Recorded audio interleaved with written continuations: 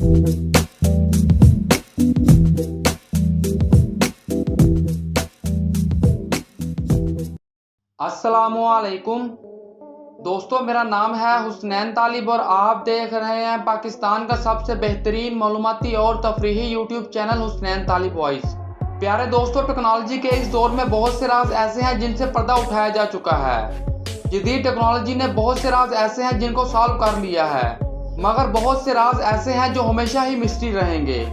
जदीद टेक्नोलॉजी इन्हें कभी भी सॉल्व नहीं कर सकती।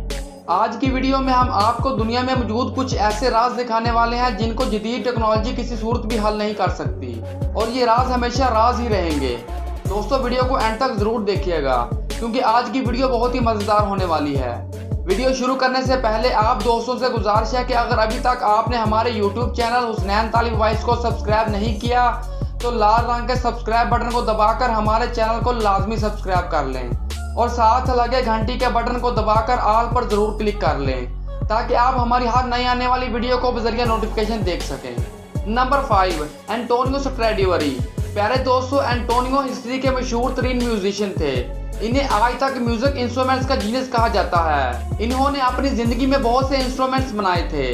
इनके बनाए गए 16वीं सदी के गिटार और इंस्ट्रूमेंट्स आज भी सही सलामत मौजूद हैं। इसके अलावा इनके तमाम इंस्ट्रूमेंट्स का साउंड दुनिया के हर गिटार और वायलिन से मुख्तलिफ है। माहिरीन इनके इंस्ट्रूमेंट्स की क्वालिटी को लेकर आज भी हैरान हैं। एक थ्योरी के मुताबिक इनके इंस्ट्रूमेंट्स फीमेल वॉइस निकालते हैं, जबकि दुनिया के बाकी इंस्ट्रूमेंट्स मेल साउंड निकालते हैं। एंटोनियो ने इन गिटार्स को जिस लकड़ी से बनाया था, इन पर कोई ऐसी चीज लगा दी थी जिससे आज भी ये इंस्ट्रूमेंट्स बिल्कुल सही सलामत मौजूद हैं। इस राज को सिर्फ एंटोनियो ही जानते थे। आज जदीद टेक्नोलॉजी होने के बावजूद इन म्यूजिक इंस्ट्रूमेंट्स की हाई क्वालिटी की मिस्ट्री सॉल्व नहीं की जा सकी। Number 4, Angelo फेटाकोनी।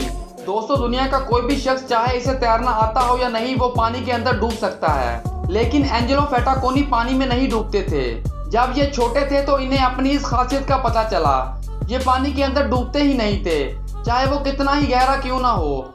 उन्होंने अपनी इस खुसूसियत से बहुत से लोगों को हैरान किया।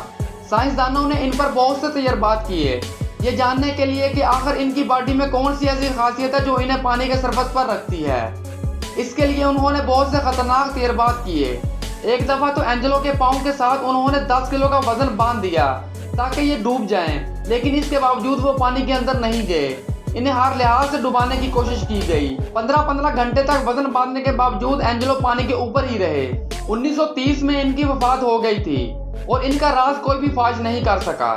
Number 3, Nikola Tesla. दोस्तों, अगर किसी को साइंस में ट्रस्ट नहीं भी है तब भी इसने निकोला टेस्ला का नाम जरूर सुना होगा। ये एक जीनियस साइंटिस्ट थे। बहुत से साइंसदानों के मुताबिक इनके दौर के हिसाब से जो इनकी रिसर्च थी वो आज भी हमसे आगे हैं। अगर ये आज के दौर में होते तो शायद दुनिया इससे भी ज्यादा एडवांस होती। इनका एक प्रोजेक्ट फ्री वायरलेस इलेक्ट्रिसिटी भी था। इनका आइडिया था कि एक बड़ा सा टावर बनाया जाए जो कि हमारे पूरे प्लेनेट को एक इलेक्ट्रिकल कंडक्टर में बदल दे, जिससे दुनिया के हर हिस्से में वायरलेस बिजली पहुंच सके।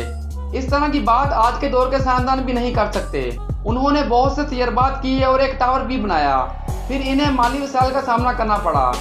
उस वक्त के अखबारात ने इन्हें बहुत बदनाम किया और किसी ने इनकी सोच पर पैसा नहीं लगाया। साइंसदान आज भी इनकी सोच का राज फाश नहीं कर सके क्योंकि ये नोट्स की बजाय तमाम कैलकुलेशंस दिमाग में ही रखते थे। अफसोस, इनका राज इनके साथ ही दफन हो गया। Number 2, Edward Leedskalnin. दोस्तों, अमेरिका के इलाके फ्लोरिडा में एक स्टोन कैसल है। यह पत्थर से बनाया गया किला बहुत ही जबरदस्त डिजाइन किया गया है। इस पूरे किले को एक ही शख्स ने बनाया था जिसका नाम एडवर्ड था। इसमें मौजूद स्कल्पचर का वजन तकरीबन 100 टन है। एडवर्ड ने इस जगह को हाथों से बनाया था और इसके लिए कोई मशीनरी इस्तेमाल नहीं हुई।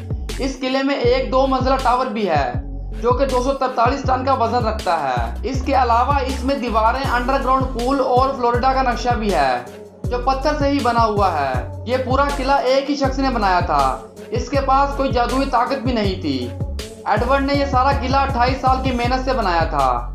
ये सिर्फ रात के वक्त काम किया करते थे ताकि इन्हें कोई ना देखे। लोगों का कहना है कि एडवर्ड इन पत्थरों को ऐसे उठाते थे जैसे कि वो कोई गुब्बारा हो। माहिरीन का कहना है कि शायद एडवर्ड ने एहराम मिस्र का राज मालूम कर लिया था। इस किले को रिस्टोर करते वक्त एक दरवाजा निकाला गया जो क्रेन से भी नहीं निकला था। एडवर्ड ने यह सारा किला अपने हाथों से कैसे तैयार किया, ये राज भी इनकी मौत के साथ दफन हो गया। Number 1, Axel अर्लेंसन।